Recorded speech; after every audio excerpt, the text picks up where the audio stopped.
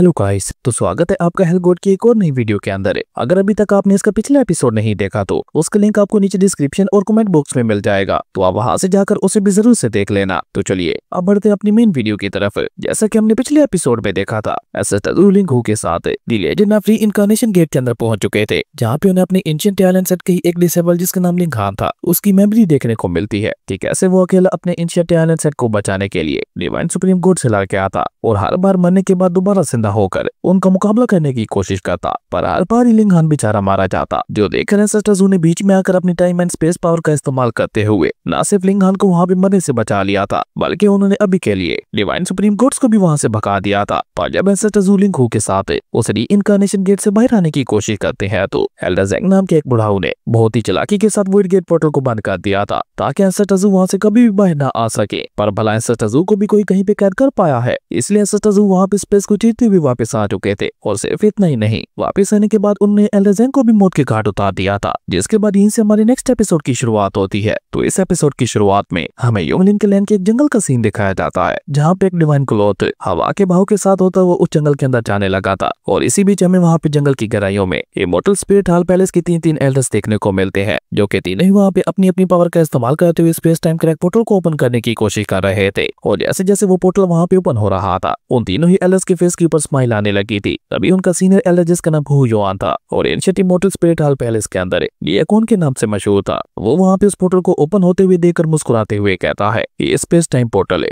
10 सालों में सिर्फ एक बार ही ओपन हो पाता है। असल में हू युआन वहाँ पे उस पोर्टल को खोलकर डार्क रिवर के इल्यूजन रीजन के अंदर उनके लोगों के साथ क्या हुआ उसके बारे में पता करना चाहता था, इसलिए वो वहाँ पे थोड़ा परेशान होते हुए कहता है न जाने वो लोग अपने प्लान में कामयाब हो पाए होंगे या नहीं। और इसी बीच एक दूसरा एल्डर जो कि वहाँ पे वंगचिन के नाम से जाना जाता था, अचानक से उसकी नजर वहाँ पे उस डिवाइन क्लॉथ के ऊपर पड़ती है, जिसे देखकर उसे वहाँ पे एक झटका लगता है। जबकि उनके साथ एक तीसरा एल्डर भी मौजूद था जो कि सोंग यू के नाम से जाना जाता था। वो उस डिवाइन क्लॉथ को देखकर जैसे ही वहाँ पे उसे जल्दी से पकड़ने की कोशिश करता है तो उसका हाथ वहाँ पे उस डिवाइन क्लॉथ के आर पार चला जाता है, जो देखकर एल्डर हू युआन वहाँ पे उसे डांटते हुए कहते हैं बेवकूफ कहीं के, ऐसा मत करो क्योंकि तुम चाहकर भी उस डिवाइन क्लॉथ को नहीं पकड़ सकते। क्या तुम अभी तक भी यहाँ पे इस बात को समझ नहीं पाए हो कि डिवाइन क्लॉथ को सिर्फ और सिर्फ टेल एंड ब्लड लाइन के ही लोग पकड़ सकते हैं। और इसी बीच हमें वहाँ पे उस जंगल के अंदर एक पहाड़ की चोटी का सीन दिखाया जाता है, जहाँ पे वो डिवाइन क्लॉथ भी उड़ता हुआ उसी तरफ जाने लगा था। और तभी अचानक से वहाँ पे एक वॉइड गेट पोर्टल ओपन होता है, जिसके अंदर से एसेटजू अपने सभी डिसेबल्स के साथ बाहर आते हुए उस जगह को देखकर वहाँ पे उसे समझने की कोशिश करने लगे थे कि तभी अचानक से वो डिवाइन क्लॉथ उड़ते हुए सीधा वहाँ पे एसेटजू के हाथों में आ कहता है, जो देखकर एसेटजू भी उसे वहाँ पे अपने हाथों में लेते हुए काफी गौर से देखने लगे थे। जो देखकर निंगयू भी वहाँ पे कंफ्यूज होते हुए कहती है क्या आखिर ये क्या बला है, क्या ये किसी तरह की कोई स्मोक है।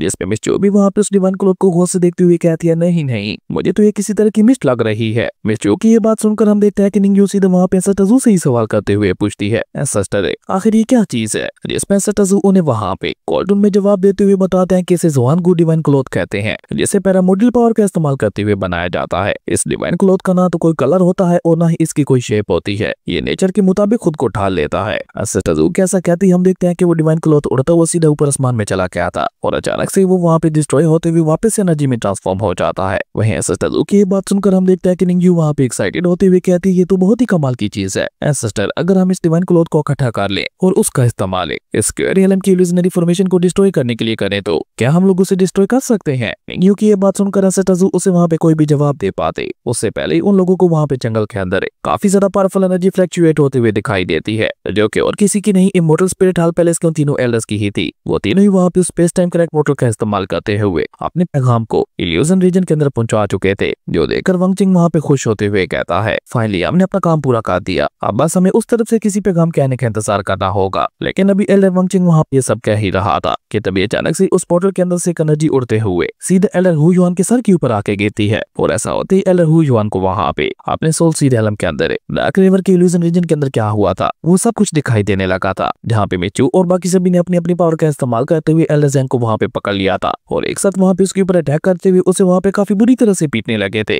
इवन मिचू ने तो वहाँ पे उसके फेस के ऊपर अपना पाँव ही रख दिया था और एनिमे उसे वहाँ पे दिखाई देते हैं एसेटजू, जिन्होंने वहाँ पे अपनी हेल्थ फ्लेम का इस्तेमाल करके एल्डर ज़ेंग को मौत के घाट उतार दिया था। और ये भयानक नजारा देखकर बेचारा एल्डर हू युआन वहाँ पे इतना ज्यादा डर जाता है कि वो जल्दी से वहाँ पे अपनी आंखें खोलते हुए वहाँ से पीछे होने लगा था, जो देखकर उसके साथी एल्डर उसे वहाँ पे संभालने की कोशिश करते हुए उससे पूछते हैं एल्डर हू युआन क्या हुआ आपको, ठीक तो है ना। लेकिन बेचारा एल्डर हू युआन तो वहाँ पे एसेटजू को देखकर इतना ज्यादा डर चुका था कि उसे वहाँ पे कुछ बोला भी नहीं जा रहा था। वो बहुत ही मुश्किल से अपने साथी को जवाब देते हुए कहता है कि मैंने किसी को देखा जिसने हमारे इमॉर्टल स्पिरिट हॉल पैलेस के एल्डर ज़ेंग को अपनी सिर्फ एक ही फिंगर के अटैक के साथ खत्म कर दिया। और अभी बेचारा एल्डर हुयन वहाँ पे घबराते हुए अपने साथियों को वहाँ पे ये सब बता ही रहा था कि तभी उसकी नजर वहाँ पे अपने सामने जाती है, जहाँ उसके सामने कोई और नहीं बल्कि एंसेस्टर ज़ुई अपने सभी डिसेबल्स के साथ खड़े हुए थे। अब ये देखा तो बेचारा एल्डर हुयन वहाँ पे घबराते हुए और पीछे होने लगा था और साथ ही साथ वहाँ पे डर के मारे चिल्लाते हुए अपने साथियों से ये भी कहने लगा था वो पर्सन कोई और नहीं बल्कि यही इंसान था जो कि अभी हमारे सामने खड़ा है, इसने हमारे साथी एल्डर ज़ोंग को जान से मारा। एल्डर हुयन की ये बात सुनकर एल्डर वैंगचेंग वहाँ पे उससे सवाल करते हुए पूछता है कि तुम आखिर यहाँ पे किसकी बात कर रहे हो और इतना ज्यादा डर क्यों रहे हो, पर इससे आगे एल्डर वैंगचेंग वहाँ पे उसे कुछ भी कह पाता। एल्डर हुयन डर के मारे वहाँ से भागने लगा था,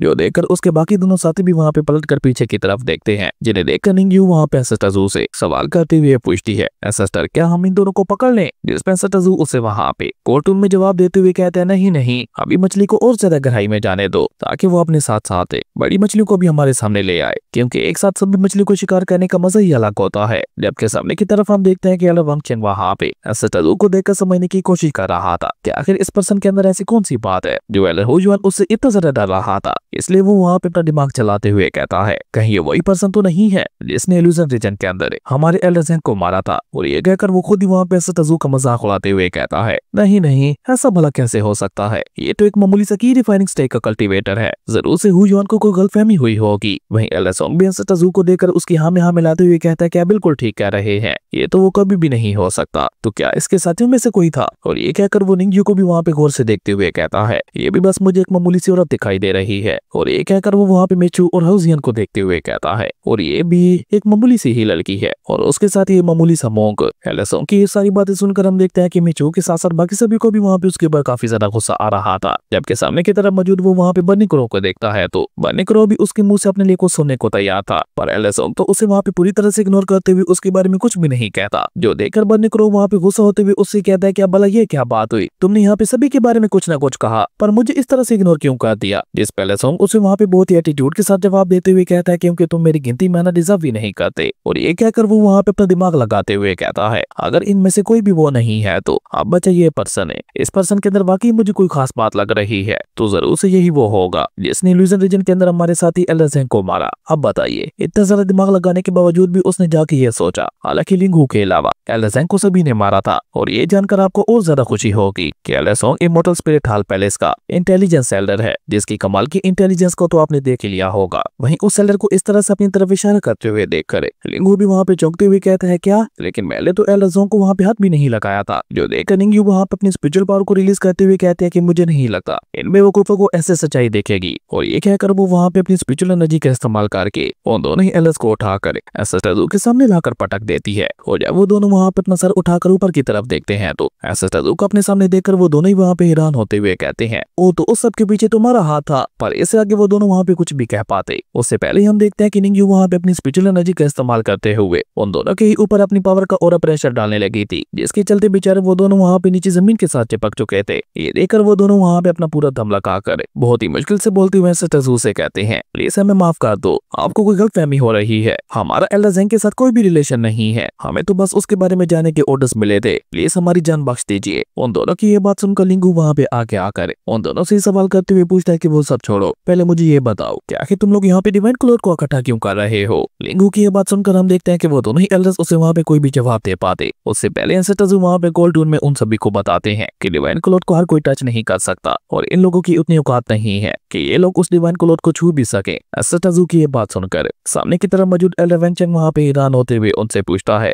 ये सब कुछ आखिर आप कैसे जानते हैं। उस एल्डर की ये बात सुनकर एंसेस्टर ज़ू उसे तो वहाँ पे कोई जवाब नहीं देते, पर वो अपनी बात आगे बढ़ाते हुए वहाँ पे अपने सभी डिसेबल्स को बताते हैं कि इस डिवाइन क्लोथ को सिर्फ और सिर्फ टियान एंड ब्लड लाइन के ही लोग छू सकते हैं। एंसेस्टर ज़ू की ये बात सुनकर हम देखते हैं कि वहाँ पे बर्नी क्रो के साथ साथ बाकी सभी लोगों को भी एक बहुत बड़ा झटका लगता है और बर्नी क्रो तो वहाँ पे एंसेस्टर ज़ू से सवाल करते हुए पूछता है बॉस तो आपके कहने का मतलब है कि यहाँ पे अभी तक भी टियान सेट के डिसेंडेंट्स जिंदा हैं। बर्नी क्रो की ये बात सुनकर एंसेस्टर ज़ू उसे वहाँ पे कोई भी जवाब नहीं देते, वो बस अपने सामने की तरफ ऊपर आसमान में देखने लगे थे, जिसके बाद सीन चेंज होता है और हमें क्लॉथ वॉशिंग ग्राउंड का सीन दिखाया जाता है जहाँ पे उन डिवाइन क्लॉथ्स को धोया जाता था। वहाँ पे हम काफी सारे कल्टीवेटर्स को देखते हैं जो कि सभी वहाँ पे उन डिवाइन क्लॉथ्स को नदी के अंदर धो रहे थे, जहाँ पे धोने का काम मेल कल्टीवेटर्स कर रहे थे तो वहीं उन डिवाइन क्लॉथ्स को सुखाने का काम फीमेल कल्टीवेटर्स कर रही थी और कुछ कल्टीवेटर्स वहाँ पे उन डिवाइन क्लॉथ्स को इधर उधर ले जा रहे थे यानी कि सभी लोग वहाँ पे अपना काम बखूबी कर रहे थे। और इसी बीच इंस्टाजू अपने सभी डिसेबल्स के साथ वहाँ पे आ पहुंचते हैं, जहाँ पे टैलेंट सेट के डिसेंडेंट्स को इस तरह से काम करते हुए देखकर निंगयू को वहाँ पे काफी ज्यादा गुस्सा आने लगा था। वो गुस्से से वहाँ पे चिल्लाकर अपने पास खड़े हुए उन दोनों ही एलिस के ऊपर गुस्सा करते हुए कहती है, आखिर तुम लोगों की हिम्मत भी कैसे हुई हमारे टैलेंट सेट के डिसेंडेंट से इस तरह से जबरदस्ती काम करवाने की। निंगयू की ये बात सुनकर बेचारे वो दोनों एलिस भी वहाँ पे घबराते हुए निंगयू को बताते हैं, नहीं नहीं आपको कोई गलतफहमी हुई है, हम लोग यहाँ पे जबरदस्ती इनसे काम नहीं करवा रहे। जबकि नीचे की तरफ हम देखते हैं कि एक मेल कल्टीवेटर वहाँ पे डिवाइन क्लॉथ को लेकर उन्हें सुखाने के लिए जा रहा था, पर वो वहाँ पे काफी धीमे धीमे काम कर रहा था, जो देखकर उनकी लीडर वहाँ पे पीछे से वहाँ पे उस लड़के को मारते हुए कहती है, इतना स्लो काम क्यों कर रहे हो, जल्दी करो और सब कुछ प्रॉपर्ली अरेंज करो। वहीं उस लड़की को वहाँ पे इस तरह से गुस्सा होते हुए देखकर बन्नी क्रो भी वहाँ पे गुस्सा होते हुए कहता है कि ये कितनी ज्यादा जालिम औरत है। और ये कहकर बन्नी क्रो भी वहाँ पे उन दोनों एलिस की तरफ देखते हुए कहता है, और तुम लोग कह रहे थे कि हम लोग जबरदस्ती इनसे काम नहीं करवा रहे, तो फिर आखिर ये सब क्या है। बन्नी क्रो की ये बात सुनकर एलिसोंग बेचारा वहाँ पे घबराते हुए कहता है, नहीं नहीं मैंने कहा ना हम लोग इनसे जबरदस्ती काम नहीं करवा रहे। और ये लड़की जो कि वहाँ पे इन सभी के ऊपर गुस्सा हो रही है वो भी टैलेंट सेट की ही डिसेंडेंट है। और ये कहकर बेचारा एलिसोंग भी वहाँ पे परेशान होते हुए उन सभी को बताता है, टैलेंट सेट के सभी डिसेंडेंट से बहुत ज्यादा एरोगेंट है, ये हमारी तो कोई भी बात नहीं सुनते। हालांकि हम लोग इन्हें कोई काम सिंपल भी करने को कहें तो ये लोग उसके लिए भी बवाल खड़ा कर देते हैं। हम लोग तो इन सभी के साथ बहुत ही अच्छे से पेश आते हैं और ये सभी लोग हमेशा हमारे लिए कोई न कोई परेशानी खड़ी करते रहते हैं। वहीं नीचे की तरफ हम देखते हैं कि वो मैनेजर लड़की अभी तक भी वहाँ पे अपने लोगों को डांटते हुए कह रही थी, तुम सभी लोग बहुत ज्यादा धीमे काम कर रहे हो, अब तक तो हमारा टास्क पूरा हो जाना चाहिए था, पर अभी तक आधा भी काम पूरा नहीं हो पाया। और इसी बीच हम देखते हैं कि एक डिवाइन क्लॉथ वहाँ पे उड़ते हुए सीधे एक लड़की के हाथों में आ जाता है, जिसके अंदर से वहाँ पे एक बिल्कुल ही अलग तरह की एनर्जी रिलीज हो रही थी। जबकि सामने की तरफ वो मैनेजर लड़की वहाँ पे अपने लोगों को डांटते हुए कहती है, गौर से देखिए उन सभी कपड़ों को, ये बिल्कुल भी साफ दिखाई नहीं दे रहे और इनके ऊपर ये बनी हुई चूड़ियां देखो, क्या तुम इन डिवाइन क्लॉथ्स को खराब करना चाहते हो। उस मैनेजर लड़की की ये बात सुनकर पीछे खड़ी हुई लड़की का ध्यान भी वहाँ पे उन्हीं की तरफ चला गया था, जिसके चलते उसके हाथों में मौजूद डिवाइन क्लॉथ उसके हाथों से छूटकर उड़ते हुए ऊपर वहाँ में जाने लगा था। पर तभी अचानक से ही पीछे से टाइजू नाम की एक लड़की भागते हुए आकर उस डिवाइन क्लॉथ को पकड़ने की कोशिश करते हुए उस पहले वाली लड़की से कहती है, चिंता मत करो,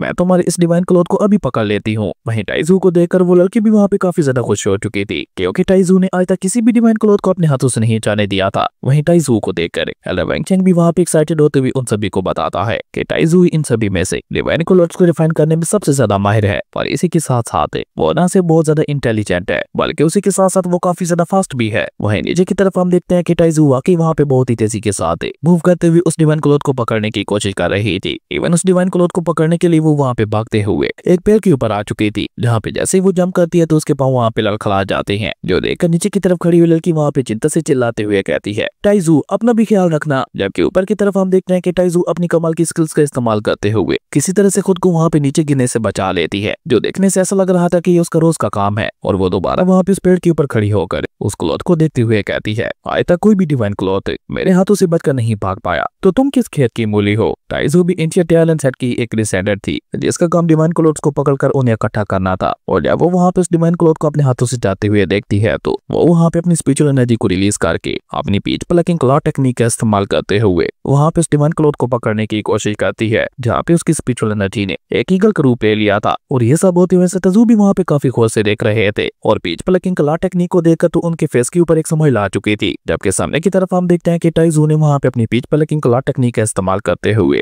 फाइनली उस डिवाइन क्लॉथ को वहाँ पे पकड़ लिया था, जो देखकर तो टाइजू की खुशी का वहाँ पे कोई ठिकाना ही नहीं था। जबकि पीछे की तरफ हम देखते हैं कि लिंगू को वहाँ पे टाइजू की पीच प्लगिंग क्लॉ टेक्निक देखकर एक बहुत ज्यादा बड़ा झटका लगता है, और वो वहाँ पे हैरान होकर टाइजू की तरफ देखकर उनसे सवाल करते हुए पूछता है, एंसेस्टर क्या वाकई ये वही टेक्निक है। जिसमें टाइजू भी उसे वहाँ पे कोल्टून में जवाब देते हुए कहते हैं कि तुमने बिल्कुल ठीक कहा, ये एंशिएंट टैलेंट सेट की ग्रिपिंग टेक्निक है। वहीं सामने की तरफ हम देखते हैं कि उस डिवाइन क्लॉथ को पकड़ने के बाद टाइजू भी नीचे आ चुकी थी, पर वो डिवाइन क्लॉथ अभी तक भी वहाँ पे उसके हाथों से छूटने की कोशिश कर रहा था, जो देखकर टाइजू वहाँ पे मुस्कुराते हुए कहती है, ओ तो तुम अभी भी भागना चाहते हो, देखना कैसे मैं तुम्हें यहाँ पे जेड लाइट बॉडी शील्ड में ट्रांसफॉर्म करती हूँ। लेकिन अभी टाइजू वहाँ पे ये सब कह ही रही थी कि तभी टाइजू अपनी डिवाइन सुप्रीम एनर्जी का इस्तेमाल करते हुए उसके हाथों से उस डिवाइन क्लॉथ को अपने पास बुला लेते हैं। और टाइजू को वहाँ पे इस तरह से उस डिवाइन क्लॉथ को अपने पास बुलाते हुए देखकर टाइजू वहाँ पे उनसे सवाल करते हुए पूछती है, कौन है आप और आपकी हिम्मत कैसे हुई मेरे हाथों से मेरे ही डिवाइन क्लॉथ को छीनने की कोशिश करने की। टाइजू की ये बात सुनकर हम देखते हैं कि टाइजू उसे वहाँ पे कोई भी जवाब नहीं देते, उल्टा उन्होंने वहाँ पे उस डिवाइन क्लॉथ को अपने पास ही रख लिया था, जो देखकर उसे वहाँ पे एक और बहुत बड़ा झटका लगता है। पर जब उसकी नजर वहाँ पे ताइजू के साथ मौजूद उन दोनों एल्डर्स के ऊपर पड़ती है तो उन्हें देखकर वो वहाँ पे गुस्सा होते हुए कहती है, ओ तो ये तुम्हारी चाल है, तुम लोग यहाँ पे एक और डिवाइन क्लॉथ रिफाइनर को ले आए। ताइजू की ये बात सुनकर हम देखते हैं कि बेचारे वो दोनों ही एल्डर्स वहाँ पे उसे इशारा करते हुए ना में अपना सर हिलाने लगे थे, जो देखकर ताइजू गुस्से से वहाँ पे चिल्लाते हुए कहती है, अब ये कैसे गंदे इशारे कर रहे हो, मैं अभी यहाँ पे तुम्हारे साथ साथ तुम्हारे इस रिफाइनर को भी मजा चखाती हूँ। पर इससे आगे ताइजू वहाँ पे कुछ भी कह पाती उससे पहले हम देखते हैं कि वो दोनों एल्डर्स जल्दी से वहाँ पे भागते हुए जाकर उसका मुंह बंद कर देते हैं और साथ ही साथ वहाँ पे उसके कान में रिक्वेस्ट करते हुए कहते हैं, प्लीज सोच समझ कर बोलो, तुम्हारे सामने खड़ा हुआ ये इंसान कोई मामूली इंसान नहीं है। और हाँ, एक और बात है, हमने इन्हें यहाँ पे इनवाइट नहीं किया क्योंकि हम भला तुम्हारा कॉम्पिटिटर यहाँ पे कैसे ला सकते हैं, हम लोग तुम्हारे गुस्से से अच्छी तरह से वाकिफ हैं। जबकि ताइजू वहाँ पे उनकी बातों को पूरी तरह से इग्नोर करते हुए कॉल्टून में वहाँ पे ताइजू से कहते हैं, तुम्हारी बीच प्लकिंग ईगल कला टेक्निक है, वैसे बिल्कुल भी नहीं है जैसा कि उसे होना चाहिए था, तुम्हें ये टेक्निक कहाँ से मिली। अब ताइजू की ये बात सुनकर तो हम देखते हैं कि ताइजू को वहाँ पे इतना ज्यादा गुस्सा आता है कि वो वहाँ पे दोनों एल्डर्स से खुद को छुड़वा कर चिल्लाते हुए ताइजू से कहती है, वो टेक्निक मुझे मेरी ग्रैंड मदर ने दी थी और तुम होते कौन हो मेरी टेक्निक के बारे में ऐसा कहने वाले, तुम तो एक आउटसाइडर हो, तुम्हें भला उस टेक्निक की ट्रू फॉर्म के बारे में कैसे पता होगा। ताइजू की ये बात सुनकर ताइजू वहाँ पे कॉल्टून में उससे कहते हैं, अब गौर से देखना इस टेक्निक की ट्रू फॉर्म को। और ये कहकर ताइजू वहाँ पे अपना हाथ ऊपर हवा में उठा देते हैं और जैसे ही उनका हाथ ऊपर हवा में जाता है तो वहाँ पे हवा का बहाव काफी ज्यादा तेज हो गया था, जो देखने से ऐसा लग रहा था कि पूरा का पूरा स्पेस वहाँ पे हिल रहा है। और तभी ताइजू वहाँ पे अपने हाथ को एक जरा सा झटका देते हैं, जिसके चलते तो हम देखते हैं कि वहाँ पे नदी का पानी भी बाहर गिरने लगा था। ऐसा लग रहा था कि वहाँ पे कोई बहुत बड़ा भूकंप आ रहा है, पर ताइजू तो वहाँ पे भी नहीं रुकते, वो अपने हाथ को दोबारा ऊपर हवा में उठाकर झटका देते हैं। और ऐसा होते ही हम देखते हैं कि सामने की तरफ ऊपर आसमान में एक बहुत बड़ा टोर्नेडो बनने लगा था, जो कि आसमान से होता हुआ सीधा नीचे आने लगा था। और ये कमाल का नजारा देखकर सभी आंखें फाड़े वहाँ पे उस टोर्नेडो को ही देखने लगे थे। जबकि सामने की तरफ हम देखते हैं कि ताइजू वहाँ पे एक बार फिर से अपने हाथ को मूव करते हुए अब की बार वहाँ पे उन सभी डिवाइन क्लॉथ्स को कंट्रोल करने लगे थे, जो कि जैसे ताइजू के कंट्रोल में आते हैं तो ताइजू वहाँ पे एक बार फिर से अपने हाथ को हिलाते हुए उन सभी को अपनी तरफ खींचते हैं, जिसके चलते हम देखते हैं कि वो सभी डिवाइन क्लॉथ्स उड़ते हुए खुद ब खुद ही ताइजू के पास आने लगे थे। और इसी बीच एक डिवाइन क्लॉथ वहाँ पे गलती से एक आर्मर के ऊपर जा लगा था, जिसका भी एक बाजू बनना बाकी था। और इस समय वो आर्मर भी वहाँ पे पूरी तरह से रेडी हो चुका था। और जैसे वो सभी डिवाइन क्लॉथ्स वहाँ पे उड़ते हुए ताइजू के पास आने लगते हैं तो इस समय वहाँ पे इतनी ज्यादा पावरफुल एनर्जी अनलीश हो रही थी कि वहाँ पे ताइजू के साथ साथ बाकी सभी लोगों के लिए तो खड़ा रह पाना भी मुश्किल होता जा रहा था। इसलिए वहाँ पे ताइजू के साथ साथ बाकी सभी लोगों ने डर के मारे वहाँ पे अपनी आंखें ही बंद कर ली थी। और थोड़ी देर बाद जब सब कुछ वहाँ पे शांत हो जाता है तो ताइजू भी अपनी आंखें खोलकर वहाँ पे ताइजू की तरफ देखती है, जहाँ पे वो डिवाइन क्लॉथ्स एनर्जी का रूप लेते हुए ताइजू के हाथों में आ चुके थे, जिन्हें ताइजू ने भी वहाँ पे एनर्जी बॉल में ट्रांसफॉर्म कर दिया था। जिसके बाद वो वहाँ पे मुस्कुराते हुए ताइजू से कहते हैं, ये थी peach plucking eagle claw technique की ट्रू फॉर्म है। हालांकि ताइजू ने इसके अंदर अपनी डिवाइन सुप्रीम एनर्जी का इस्तेमाल नहीं किया था। अगर इस टेक्निक के साथ ताइजू की डिवाइन सुप्रीम एनर्जी भी मिल जाती तो वहाँ पे आसपास का पूरा स्पेस ही डिसॉल्व हो जाता। वह ताइजू की ये बात सुनकर हम देखते हैं कि लिंगू भी वहाँ पे उनकी तारीफ करते हुए कहता है, बच्ची तुम बहुत ही ज्यादा खुश नसीब हो जो तुम्हें यहाँ पे अपनी आंखों से इस टेक्निक की ट्रू फॉर्म देखने को मिली, क्योंकि इस टेक्निक को सिर्फ ताइजू अपनी ट्रू फॉर्म के साथ परफॉर्म कर सकते हैं। उनके अलावा मैं या और कोई भी इस टेक्निक को अपने फुल पोटेंशियल के साथ इस्तेमाल नहीं कर सकता। मुझे उम्मीद है तुमने इस टेक्निक को गौर से देखा होगा, जो कि फ्यूचर में तुम्हारे काफी ज्यादा काम आ सकती है। लेकिन इसी बीच हम देखते हैं कि सामने की तरफ मौजूद उन दोनों एल्डर्स की खुशी का तो वहाँ पे कोई ठिकाना ही नहीं था। वो दोनों ही वहाँ पे उस आर्मर की तरफ देखकर चिल्लाते हुए कहते हैं, ये तो जेड लाइट ऑफ शील्ड है, फाइनली ये पूरी हो ही गई। और ये कहकर वो दोनों ही एल्डर खुशी के मारे वहाँ पे उछलने लगे थे। इवन एल्डर सॉन्ग ने तो वहाँ पे इमोशनल होकर रोना ही शुरू कर दिया था। जबकि एल्डर वंगचंग वहाँ पे कमीनी स्माइल करते हुए कहता है, अब तो हम इस जेड लाइट ऑफ शील्ड के चलते यहाँ के स्पेस को ओपन कर सकते हैं और उसे ओपन करने के बाद यहाँ से भाग भी सकते हैं। उस एल्डर की ये बात सुनकर हम देखते हैं कि वहाँ पे खड़े हुए लोगों में खुसर फुसर शुरू हो चुकी थी और वो सभी लोग आपस में बातें करते हुए कहने लगे थे, तो इसका मतलब है कि हम लोगों को यहाँ पे और ज्यादा समय तक इस शराबित जगह पे नहीं रहना पड़ेगा। वहीं उन लोगों की ये सारी बातें सुनकर हम देखते हैं कि ताइजू भी काफी ज्यादा सीरियस दिखाई दे रहे थे। इसी बीच हम देखते हैं कि एक लड़की वहाँ पे ताइजू के पास आकर वहाँ पे उसका हाथ पकड़ते हुए कहती है, अब क्योंकि जेड ऑफ लाइट शील्ड बन चुकी है तो इमॉर्टल स्पिरिट हॉल पैलेस को हमसे कोई मतलब भी नहीं रहा। और बीते इन सालों में हमने इमॉर्टल स्पिरिट हॉल पैलेस को जितना ज्यादा तंग किया है, मुझे नहीं लगता कि उसके चलते अब वो लोग हमें यहाँ पे जिंदा छोड़ेंगे। उस लड़की का ये कहना बिल्कुल ठीक था, क्योंकि हम देखते हैं कि पीछे की तरफ मौजूद कुछ कल्टीवेटर्स ने उन्हें देखते हुए अपनी सोर्ट्स को बाहर निकालना शुरू कर दिया था। वहीं सामने की तरफ हम देखते हैं कि एल्डर फेंगचेंग उस शील्ड को देखते हुए कहता है, इसका मतलब है कि तियानसे के डिसेंडेंट्स वाकई इस शील्ड को बनाने के ऊपर काम कर रहे थे। मुझे तो लगा था कि कि वो लोग बस हमारा मटेरियल जाया कर रहे हैं, पर फाइनली अब ये शील्ड हमारे सामने है। हमारे इतने सारे सालों की मेहनत के बाद अब जाके ये शील्ड पूरी हो पाई है। पर अभी बेचारा 11 चंग वहाँ पे खुश होते हुए ये सब कह ही रहा था कि तभी हम देखते हैं कि पीछे की तरफ मौजूद टाइजू अपनी पीठ पर लकिंग ईगल क्लॉ टेक्निक का इस्तेमाल करते हुए उस जेड लाइटिंग शील्ड को लेकर वहाँ से भाग जाती है, जो देखकर एलिसोंग वहाँ पे चिल्लाते हुए कहता है, चोर कहेंगी, तुम्हारी हिम्मत भी कैसे हुई हमारी शील्ड को चुराने की। और ये कहकर वो वहाँ पे अपने लोगों को आदेश देते हुए कहता है, तुम सभी लोग यहाँ पे खड़े खड़े मेरा मुंह क्या देख रहे हो, जल्दी से जाकर पकड़ो उस लड़की को। एलिसोंग की ये बात सुनकर हम देखते हैं कि वो सभी कल्टीवेटर्स भी वहाँ पे बहुत ही तेजी के साथ टाइजू के पीछे निकल जाते हैं, जबकि टाइजू भागते भागते वहाँ पे खाई के पास आ चुकी थी, यानी कि अब उसके पास आगे बढ़ने का कोई भी रास्ता नहीं था, जो देखकर बेचारी टाइजू भी वहाँ पे काफी ज्यादा घबरा जाती है। उसे समझ ही नहीं आ रहा था कि अब वो आगे करे तो करे क्या। जबकि पीछे की तरफ हम देखते हैं कि वो कल्टीवेटर्स भी उसे पकड़ने के लिए वहाँ पे उसके पास आ चुके थे, लेकिन उनके हाथों में आने से पहले ही हम देखते हैं कि टाइजू वहाँ पे नीचे की तरफ उस खाई में जंप लगा देती है, जो देखकर तो उसकी सभी साथी डिसेंडेंट से टाइजू के लिए काफी ज्यादा परेशान दिखाई दे रही थी। जबकि एक बार फिर से उस जेड ऑफ लाइटिंग शील्ड को अपने हाथों से जाते हुए देखकर एलिसोंग के साथ साथ 11 चंग को भी वहाँ पे काफी ज्यादा गुस्सा आ रहा था। वहीं टाइजू के सभी साथी तो भागकर उसकी तरफ जाने लगे थे, पर इमॉर्टल स्पिरिट हॉल पैलेस के लोग वहाँ पे उनके रास्ते में आते हुए उनका रास्ता रोक देते हैं। वहीं पीछे की तरफ मौजूद एसेस्टर भी वहाँ पे सब कुछ काफी गौर से देख रहे थे। वो वहाँ पे टाइजू को देखते हुए कोल्टून में कहते हैं, इसने peach plucking eagle claw technique को सिर्फ एक बार ही देखा और एक बार देखने पर से ही इसने अपनी टेक्निक को काफी ज्यादा इंप्रूव कर लिया। एसेस्टर की ये बात सुनकर हम देखते हैं कि उनके सभी डिसेबल्स वहाँ पे एसेस्टर को सवाल भरी नजरों से देखने लगे थे, जो देखकर एसेस्टर वहाँ पे कोल्टून में उन सभी को जवाब देते हुए बताते हैं वो peach plucking eagle claw technique को फाइनली अनफोल्ड कर चुकी है। और एसेस्टर के ऐसा कहते ही हमारे ये कमाल के एपिसोड यहीं पे खत्म हो गया था। गाइस, अगर आप लोगों को ये वीडियो अच्छी लगी तो लाइक कर दें और अगर चैनल पे नए आए हो तो सब्सक्राइब करते जाना। तो मिलते हैं एक नई वीडियो में, तब तक के लिए बाय।